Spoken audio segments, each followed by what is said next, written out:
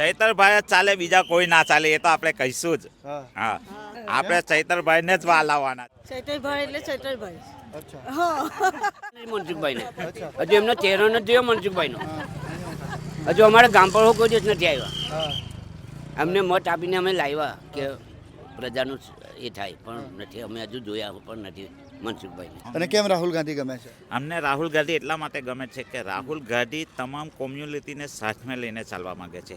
તમામ ખેડૂત હોય, બેરોજગાર યુવકો હોય, યા આદિવાસી હોય, યા મુસ્લિમ હોય, યા ખ્રિસ્તી હોય, યા સરદાર હોય, કોઈ પણ કોમના હોય, એ બધાને સાથે. એટલે ભારત એકતા એ સંવિધાનને માનવાવાળા નેતા છે, એટલા માટે અમે એમને પસંદ કરીએ છીએ. હા, એમને દેશના બેરોજગાર યુવાનોની, ખેડૂતોની એમની ચિંતા છે, માટે અમે રાહુલ ગાંધીને પસંદ કરીએ છીએ. નિર્દય નેતા છે. આ દોડની અંદર બધા બીજેપીના શાસનથી ગભરાય છે, ત્યાં રાહુલ ગાંધી જરા પણ ગભરાયા વગર નિર્દયતાથી વાત કરે છે, એટલા માટે અમે રાહુલ ગાંધીને પસંદ કરીએ છીએ. દેશના યુવાનો માટે કંઈક કરવાની એમની અંદર ક્ષમતા છે. મારી તો ઈચ્છા એવી છે કે 2024માં 100% રાહુલ ગાંધી પીએમ બને. હા, પણ બીજેપીની જે નીતિ છે ઉદ્યોગપતિઓ માટેની, એ નીતિ આપણને પસંદ નથી. એ ગરીબ વર્ગ માટેની એ પાર્ટી નથી, એ ઉદ્યોગપતિઓની પાર્ટી છે.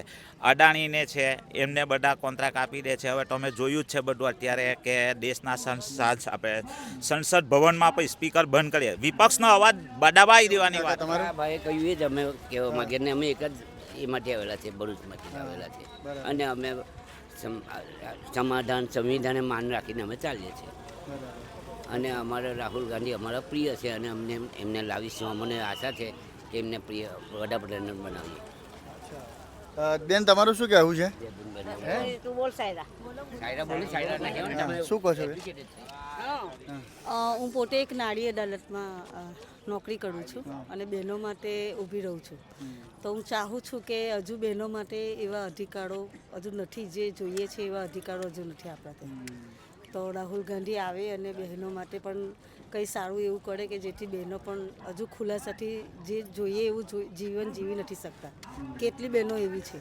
તો હું ચાહું છું કે હજુ બહેનો આગળ વધે એમના આવવાથી.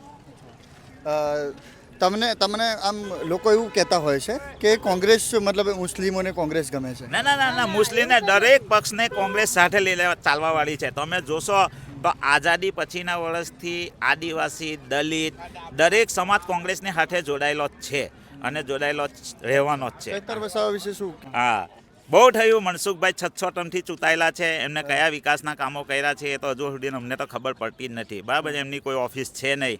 બરાબર, એ કે આપણે લોકસંપર્ક કરીને કામ કરવા જોઈએ, પણ ક્યાં કોઈનો સંપર્ક કરે છે? 30 વર્ષની અંદર તો થાય એવા કામો, જોઈએ એવા કામો થાય, પણ હજુ થયા નથી. એટલે હવે અત્યારે ચૈતરભાઈ જ ચાલે. અમારો તો એક જ મકસદ છે, બીજું કોઈ ના ચાલે.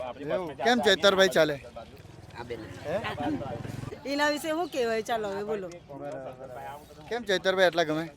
ગમે, કામો સારા કરે એટલે ગમે. એવું છે? કેમ મનસુખભાઈ કામો નતા? મનસુખભાઈ આટલા વર્ષોથી જીતે નથી મનસુખભાઈને. ઓકે, આ લોકો જે છે આ કહી રહ્યા છે કે એક જ ચાલે, ચૈતર વસાવા ચાલે.